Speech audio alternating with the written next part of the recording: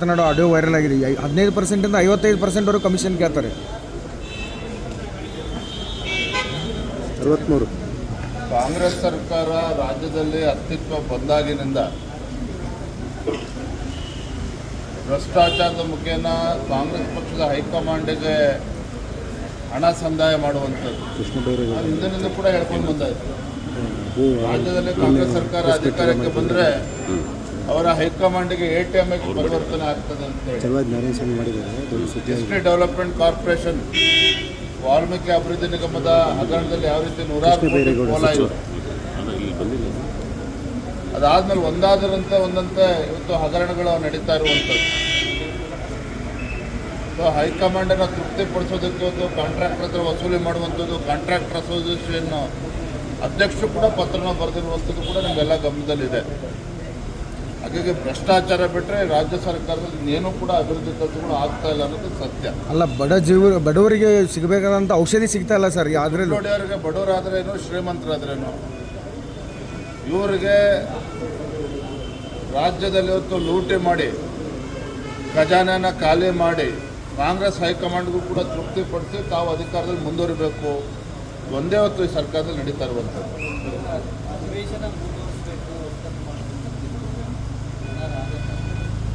ನಾನು ಮಾತಾಡ್ತೀನಿ. ಕೃಷ್ಣ ಬೈರೇಗೌಡ ಮಾನ್ಯ ವಿರೋಧ ಪಕ್ಷದ ನಾಯಕರು ಅದ್ರ ಬಗ್ಗೆ ಪತ್ರವನ್ನು ಕೂಡ ಬರೆದಿದ್ದಾರೆ. ಸ್ಪೀಕರ್ ಅವರಿಗೆ ಸಕಾರಾತ್ಮಕ ಸ್ಪಂದನೆ ಮಾಡಿದ್ದಾರೆ ಅಂತ ನನಗೆ ಅನ್ನಿಸ್ತಾ ಇದೆ.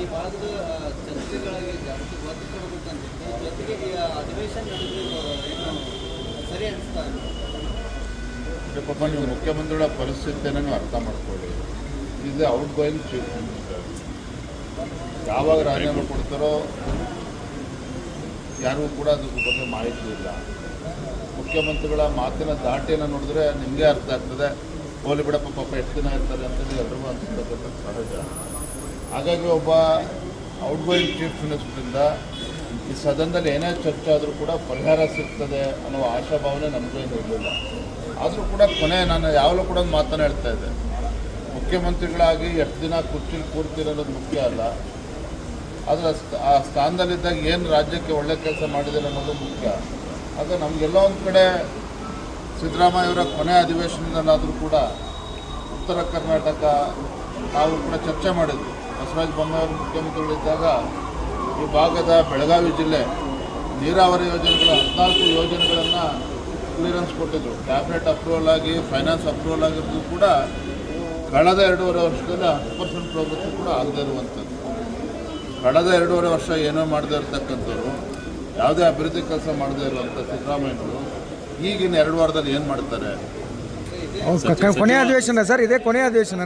ಸಿಎಂ ಆಗಿ ಕೊನೆ ಅಧಿವೇಶನ. ಕೃಷ್ಣ ಬೈರೇಗೌಡ ಅವರ ಮೇಲೆ ಭೂ ಕಬಳಿಕೆ ಆರೋಪ ಬಂದಿರುವಂಥದ್ದು. ಕಂದಾಯ ಸಚಿವರು ಕೃಷ್ಣ ಬೈರೇಗೌಡ ಅವರ ವಿರುದ್ಧ ಏನು ನಾವು ಆರೋಪ ಮಾಡಿದ್ದೆ ಭಾಳ ಗಂಭೀರವಾಗಿರುವ ಸ್ವರೂಪ ಇದೆ. ಯಾಕೆಂದರೆ ಕಂದಾಯ ಸಚಿವರಾಗಿ ಅವರೇನೇ ದಾಖಲಾತಿಗಳನ್ನು ಸರಿಯಾಗಿ ಪರಿಶೀಲನೆ ಮಾಡ್ದೇನೆ ನಮ್ಮ ತಂದೆ ಕಾಲದ್ದು ನಮ್ಮ ತಾತನ ಕಾಲದ್ದು ಅಂತೇಳಿ ಅಕ್ರಮ ನಡೆಸ್ಬೋದಾ? ಅದು ಕಾನೂನಲ್ಲಿ ಅವಕಾಶ ಇದೆ. ಹಾಗಾದರೆ ಇದು ಭಾಳ ಗಂಭೀರವಾಗಿರ್ತಕ್ಕಂಥ ವಿಚಾರ. ಇವತ್ತು ಕೂಡ ಸದನದಲ್ಲಿ ಅದ್ರ ಬಗ್ಗೆ ನಾವು ಧ್ವನಿಯನ್ನೇ ಇರ್ತೇವೆ. ಹೆಚ್ಚಿನ ವಿಡಿಯೋಗಳಿಗೆ ಪ್ರತಿಧ್ವನಿ ಯೂಟ್ಯೂಬ್ ಚಾನೆಲ್ ಸಬ್ಸ್ಕ್ರೈಬ್ ಮಾಡಿ, ಬೆಲ್ ಐಕಾನ್ ಕ್ಲಿಕ್ ಮಾಡಿ.